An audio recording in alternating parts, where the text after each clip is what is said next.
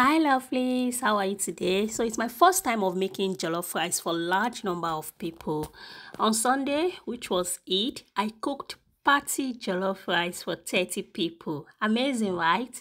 Before then, I had gone to the shop to buy sweet pointed pepper. I bought 5 packs of this sweet pointed pepper, and I also bought 4 tomato puree. So that one is serving the same purpose as tin tomatoes. These are the tomato puree.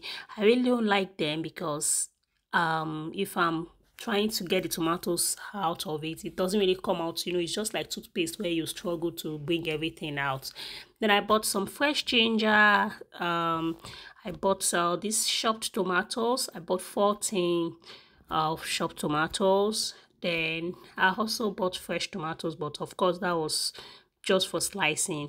I bought bay leaves and onions. I love onions so much. I love onions so much. I love seeing them inside my food. So I bought 2 packs of onions, brown onions. Then I also bought this mixed pepper, this yellow, red, green bell peppers, and then this 1 liter of vegetable oil. I bought that as well. So I went ahead to wash the pepper and set them ready to be grilled.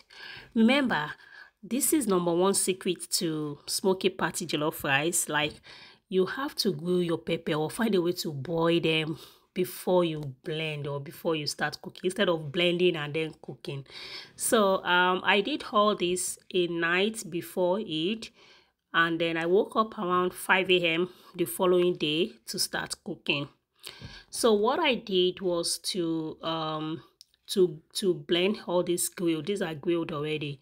So this is my empty pot. I started by adding some oil to my pot and leaving the oil to be well heated before going ahead to add my grinded onions and ginger. So this is onions and ginger that I blended in my mixer. What is that blender's name self? Then I allow them to fry for some minutes. I allow them to fry and fry and fry. While this one was frying, I went ahead to use the blender to grind this grilled pepper. I was too tired to grind anything that a night before. I was overtired, so I left it the following day to do the grinding.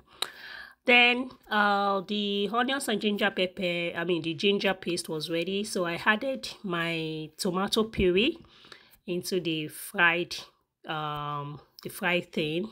I added all the 4 tomato purees. I added bay leaves, and I kept stirring and leaving the thing to fry and fry and fry and fry.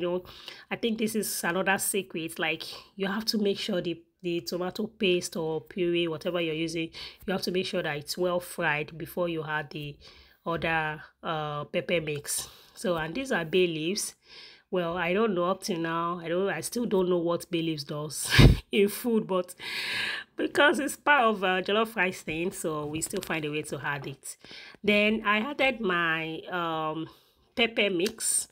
This is the pepper that I blended initially. So I added everything.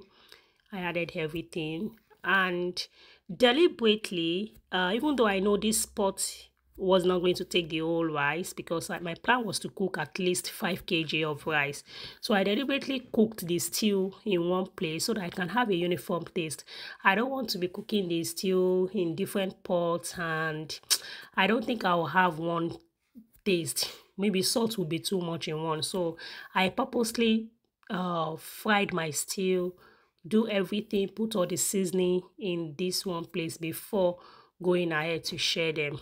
So at this point that my stew has fried for quite some time, I added my seasoning, which is the curry, thyme, no chicken, salt.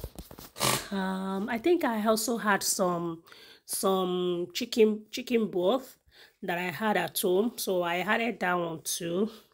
Yes, I had some chicken broth that I used before. I didn't cook chicken on this day because another person was supposed to bring chicken, so mine was just to cook jollof rice. So I added all those things, stirred and stirred and stirred, and covered to cook for some minutes. So this is the rice that I used. It's a very good rice compared to the previous ones that I was using. I took about 6 kg from the rice and I washed under the tap. At this point, my stew was ready. So all I did was to share the stew into 3 other pots. Then I now added the washed rice to each of them. Yeah, I added a little bit of water because basmati rice cooks so fast and doesn't really need too much of water. So I added the rice to each of the pots. Then I set my my cooking time to 20 minutes and I left them to cook. So this was where I was sharing the stew to other pots. I didn't add anything again at this point. All I was adding was just rice and water to put the rice to boil. So for one of the pots, I used foil paper. This particular pot, I used foil paper to cover it. I didn't use foil for others because their covers has got this steaming thing on top, so they don't really need extra support for the rice to boil, except for this particular pot that I'm using now. And that was it. So I only needed to open the pot twice. I only needed to open them 2 times. The first opening was used to turn them over and be sure that the pepper and ingredients mixed very well with the rice. And then my second opening was to add onions and vegetables. If it were to be for home consumption, I could take some time to grate carrots. I love adding carrots to my rice. And at the end of the day, it doesn't even show inside it because they are well shredded, you know. So I could take some time to grate carrots and add to the rice, but but it's not for home consumption and I was already feeling tired.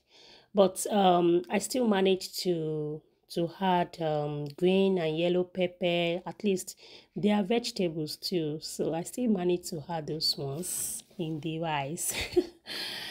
And at this point, I think it was at this point that that I added the onions. I added the onions to all the pots, and I also added the vegetable, the mixed peppers. Yeah, added the mixed peppers as well. Food is ready. The cool box have been washed.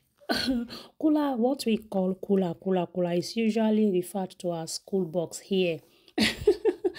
So we put the cooked rice inside the cooler. Look at how tiny it is, but we put the rice inside and sliced some fresh tomatoes before covering the cooler. And the remaining rice, I just packed them inside the bowl because I was supposed to go with, I think, half cooler, but I still went with more than half. So I just kept the remaining rice and left those ones at home. And now that we're done with food, I went ahead to dress up and get ready for it. Do you like the video? Is there anything you would love to share or learn from this my Ogbonge party jollof? Please don't forget to like, share and follow for more. See you next time. Bye bye.